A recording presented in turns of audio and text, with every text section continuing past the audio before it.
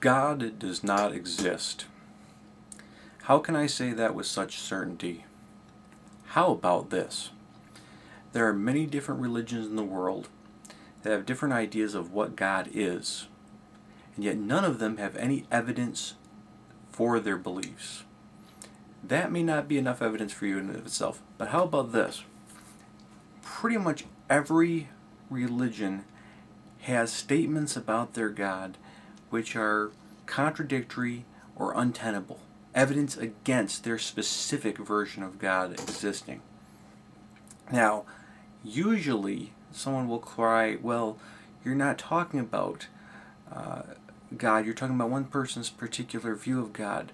What about generic God? Well, I'll tell you, there is no generic God. But you'll say, wait, there is a generic concept of God. Really? I ask, is it the greater good? The primary mover? The creator of the universe? The creator of the earth? How about the creator of man? How about the answerer of prayers? How about the forgiver of sins? The final judge? How about the continuous source of all life? The source of morality? Or how about just the overall greatest?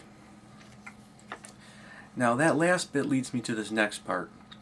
You see, heroes represent what people value the most in humanity. Do you value loyalty? How about bravery? Bam, there's King Arthur. How about you value piety and courage? There's Joan of Arc.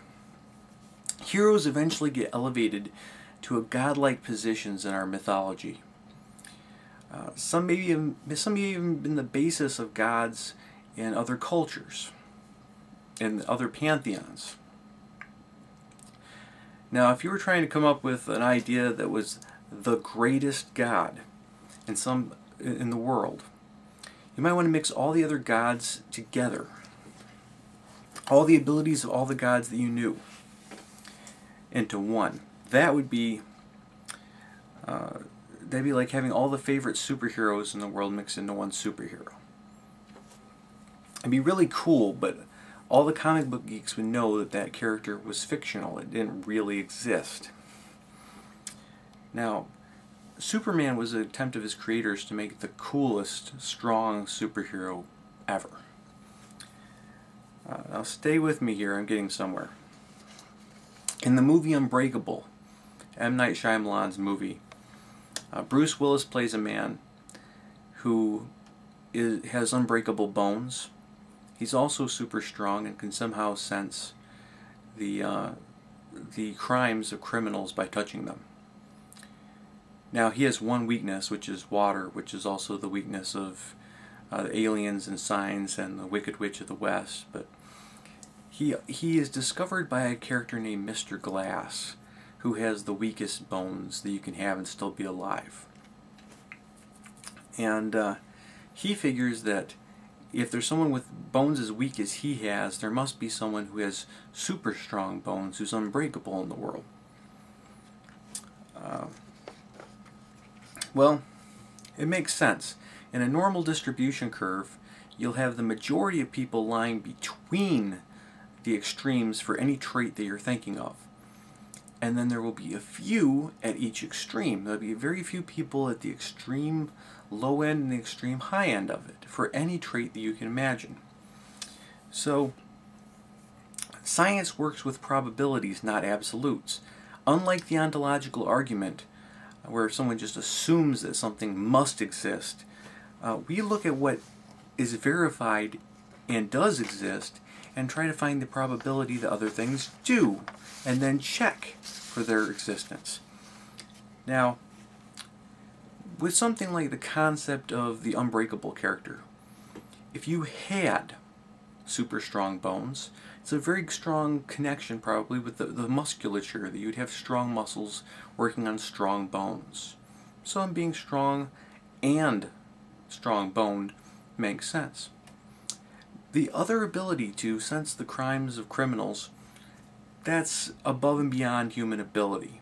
There's no evidence for that even being possible, but even if it were, if this were an ability that were very rare, rare to the point that only one person had it, what would be the chance that the same person who got the incredible musculature and bones also got the incredible sensing ability? It'd be very low.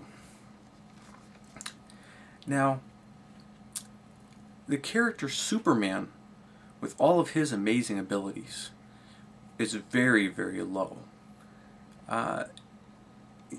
Even if his abilities were possible in a world full of superheroes, Superman would be unlikely, because he has such a strong combination of great traits. He's super fast, he's super strong, laser eyes, cold breath, invincibility, one weakness. He has a pretty powerful lineup there. Now, Superman would be less unlikely in a world full of superheroes than he would be here. In our world, where there's no other superheroes, he'd be pretty unlikely. Now, with the absolute highest level of all human absolutes and attributes, and the highest level of all attributes that are not physically possible, there is nothing less likely than God. As hard as you'd find it to believe that the universe has developed and evolved without any divine intervention, it is more likely than the existence of God. Superman is more likely than the existence of God. Nearly every fictional story ever written by man is more likely than the existence of God. It would be harder to argue against the existence of an ultimate God if there were also a lot of lesser gods walking around. What if some of these gods could control the oceans but weren't invincible? Or what if they had the ability to control people's fertility or something of that notion? Now, it would be hard to argue that God does not exist if these gods were walking around. A little bit harder. God would still be less likely than them. But how would one argue that God does exist now that you know that these other gods don't? Well, there's a couple solutions to this. One is that all of these other gods did exist, but they don't anymore. And you know what that's called? It's called natural selection. Now, the problem with that is there's no evidence that any of these other gods ever existed. There's no fossil gods. Now, if there were no other gods, there'd be no evidence of any other gods. And that's the same case with the supposedly one true God. We don't have any evidence for these things. Now, there are those who continue to believe that every god that's ever been worshipped by humanity actually still exists.